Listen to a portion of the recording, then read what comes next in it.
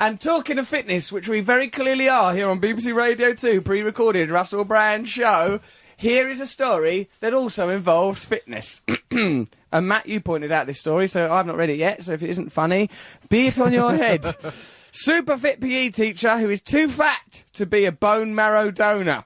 Carl Zaffino was delighted to learn he might be about to be selected to save someone's life. A long-term blood donor, he'd also been on the register of bone marrow donors for 3 years, assuming his physical health and fitness made him an ideal candidate. I love the setup. Bone marrow's always funny. Love bone marrow. Although I didn't like it in dog food.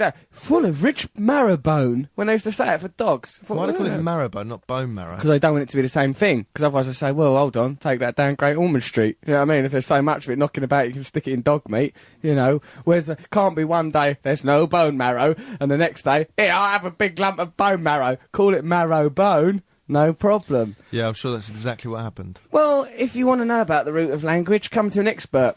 We're talking about Carl Zaffino and his weight problem and his useless bone marrow. The 38-year-old PE teacher was rejected and taken off the National Register after one brief telephone conversation because his body mass index indicated he was obese. Mr. Zaffino is 5'10", well-built and weighs 18 stone. Whilst he acknowledges... That is big. What, 5'10"? 5'10"? 5'10", I'm 5'10", I'm Yeah. 12 and a bit stone. Right. So he's got 6 stone extra. Mind you, you're a bit portly. Oh, Hello? I'm not. No. No, you look lovely. I remember you from spring break. You look delicious in the nude. He weighs 18 stone, this fella. Whilst he acknowledges he could lose a few pounds, he plays sport every day and says he is super fit. What? That's what he says. Yeah, but it doesn't say what sport. That's true. He puts his weight down to his very large, muscular legs.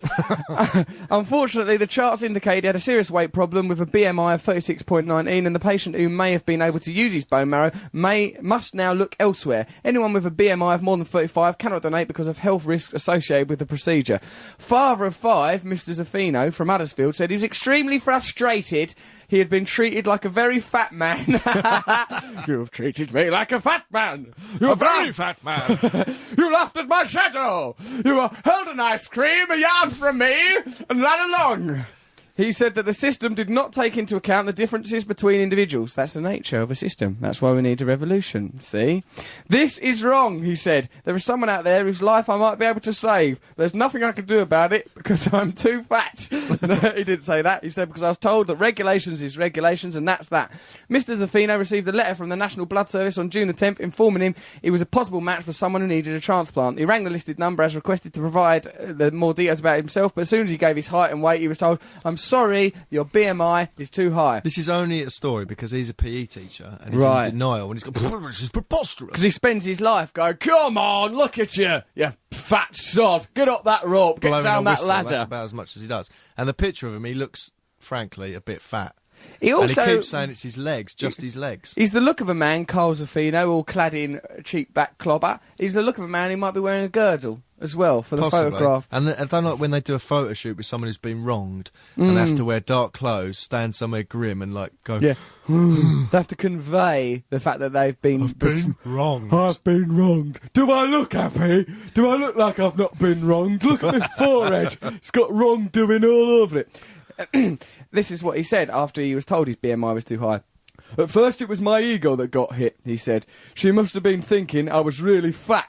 I could maybe do with losing half a stone, but according to the charts, I'm morbidly obese.